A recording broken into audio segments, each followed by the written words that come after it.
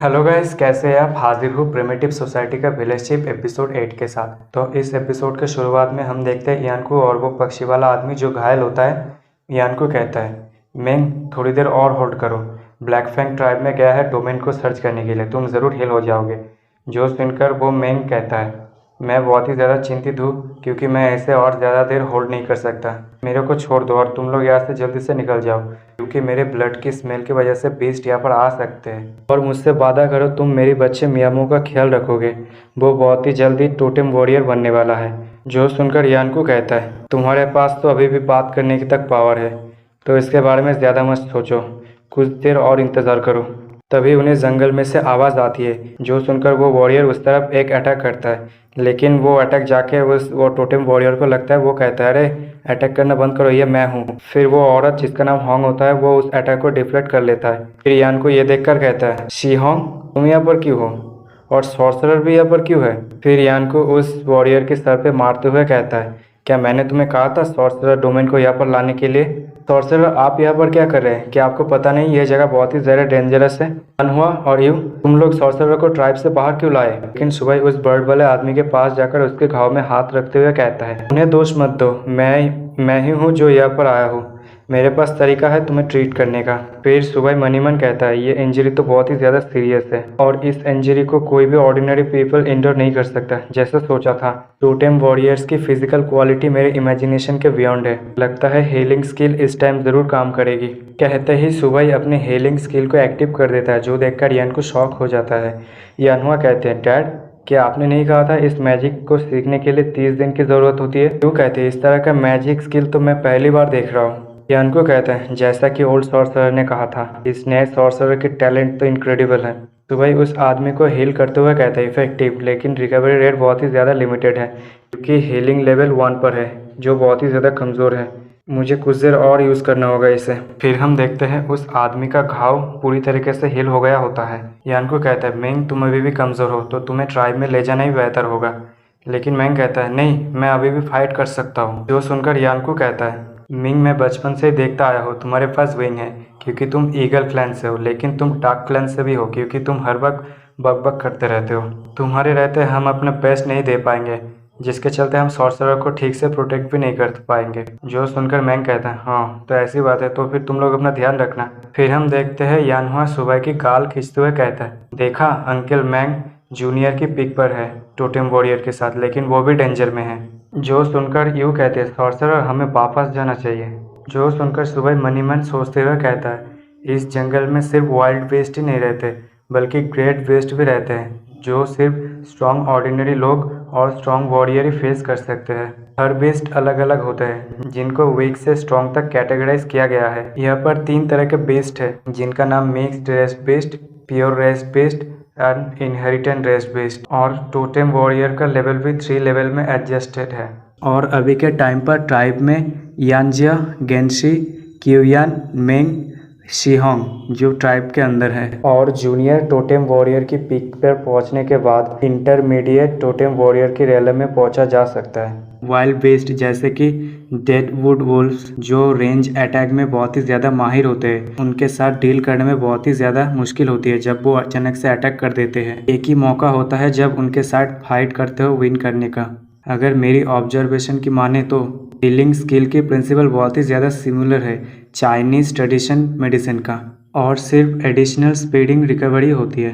मैंने junior pick और ordinary soldier के बीच की बैटल देखी है जब वो लोग हैंड टू हैंड लड़ते हैं। जाहिर तौर पर वो सब नौसिखिए थे जो कोई भी फाइट बैक नहीं कर सकता इतनी आसानी से। अगर ब्लैक टूथ के हाथ में जो वेपन था वो एक ही झटके में डिस्ट्रॉय ना हुआ होता तो मेरे ख्याल से 50-50 चांसेस था काउंटर अटैक करने का। फिर यान को कहता है, होंग और ब्लैक फैंग रेडी हो जाओ सॉर्सरर को ट्राइब तक स्क्वाड करने के लिए।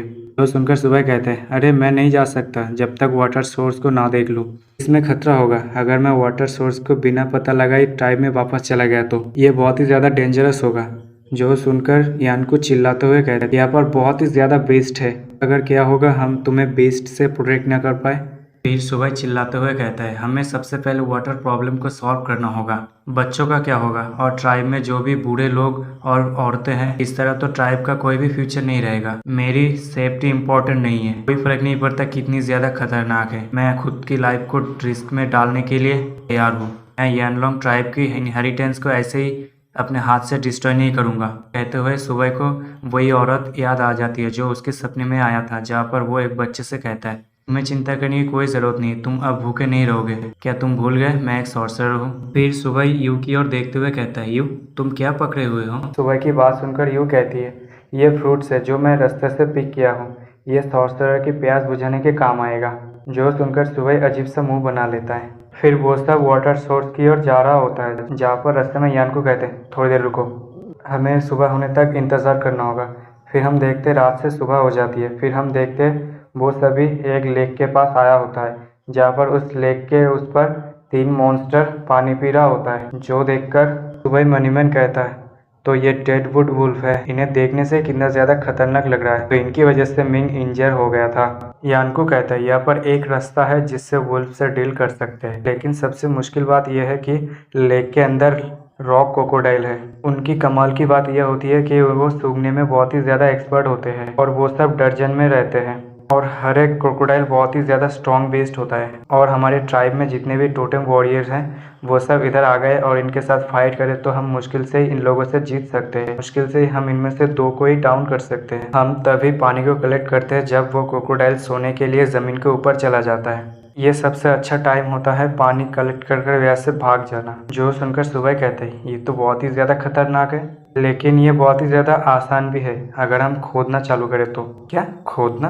सुबह उन सबको समझाता है, ये जो लेक होता है ये एक नेचुरल पूल की तरह होता है, जहाँ पर पानी इकट्ठा होकर एक लेक क्रिएट करता है। और हर लेक की वाटर सोर्स होती है क्लाउड्स, जो बारिश का पानी लेक के अंदर जमा होकर एक लेक क्रिएट करता है जो ग्राउंड से जुड़ा हुआ होता है। अगर बारिश के सीज़न पर झील में पानी जमा होता तो यहाँ पर पानी वाष्पित होने के निशान भी होते हैं, लेकिन इधर ये कुछ भी नहीं है, तो इसका मतलब ये लेक अंडरग्राउंड वाटर से बना हुआ है। अगर हम इस लेक के पास से एक नहर जैसा चीज़ बना देते हैं तो हम इस लेक से पानी को ट्राइब में डिस्ट्रीब्यूट कर सकते हैं, जिसके चलते हमें पानी के शॉर्टेज के लिए चिंता करने की कोई ज़रूरत नहीं होगा। जो सुनकर यूँ कहता है, मुझे कुछ भी समझ में नहीं आया, लेकिन सुनने से लगता है ये मेथड बहुत ही ज़्यादा अच्छा होगा। जो सुनकर यानहुआ कहते हैं, तो इसका मतलब हमें खोदना होगा। जो सुनकर वो सोल्जर जिसके सर पे आलू जैसा चीज़ बना हुआ होता है, मतलब मारने की वजह से हुआ है, वो सुबह के सामने आकर कहता है, मेरा नाम ब्लैक फैंग है और मैं खोदने में बहुत ही ज़्यादा एक्सपर्ट हूँ। जो सुनकर सुबह कहता है, लेकिन ब्लैक फैंग तुम्हारी बॉडी। जो सुनकर ब्लैक फैंग कहता है, कोई प्रॉब्लम नहीं है, ये तो सिर्फ छोटा सा घाव है जो मेरे लिए कुछ भी नहीं है। फिर सुबह चीफ से कहता है, मैं एक बात अभी भी नहीं समझा, वो लोग सुनने के बाद अचानक से अटैक क्यों किया, जबकि उन लोगों ने फिगर आउट भी नहीं किया कौन है।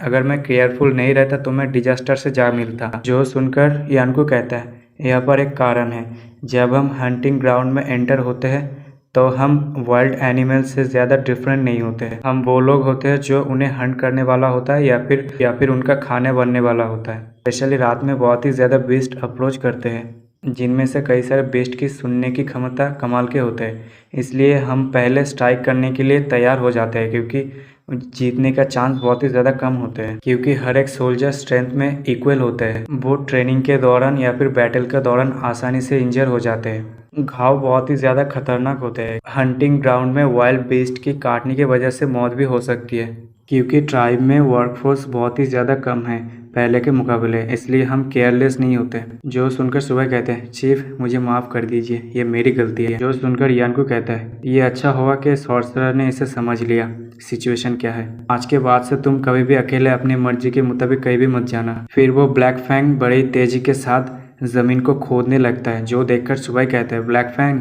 मैंने कहा था खोदना, लेकिन तुम इतनी ज़्यादा तेज़ी से खोद रहे हो जिसके चलते पानी भी शायद बाहर निकल जाए। और मनीमन कहता है, इसकी खोदने की एबिलिटी तो कमाल की है, मैं इसे 1 में से 10 देती हूँ।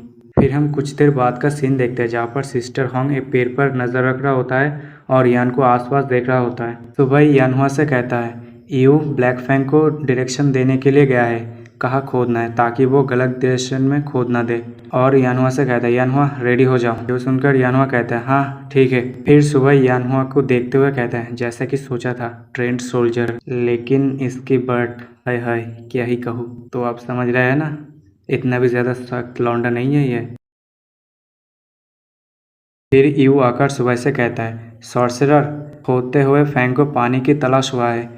जो सुनकर सुबह कहता है अच्छी बात है, तो इसका मतलब हम पानी के बहुत ही ज़्यादा करीब है और खोदते रहो। फिर मनीमन कहता है यह बहुत ही आसानी से जा रहा है, लेकिन मैं हमेशा से ही सोचता हूँ यहाँ पर कुछ तो इम्पोर्टेंट चीज़ है जो मैं मिस कर रहा हूँ। तभी एक आवाज़ होती है, जो सुनकर सभी लोग कहते हैं क्या हुआ। और यहीं पर इस एपिसोड की एंडिंग होती है। अगर आपको ये वीडियो पसंद आए तो वीडियो को लाइक कमेंट शेयर कर दीजिए और अपने दोस्तों के साथ भी शेयर कर दीजिए और कमेंट में बताना ये वीडियो आपको कैसा लगा। मैं मिलता हूँ आपसे अगले वीडियो में, तब तक के लिए सायोनारा।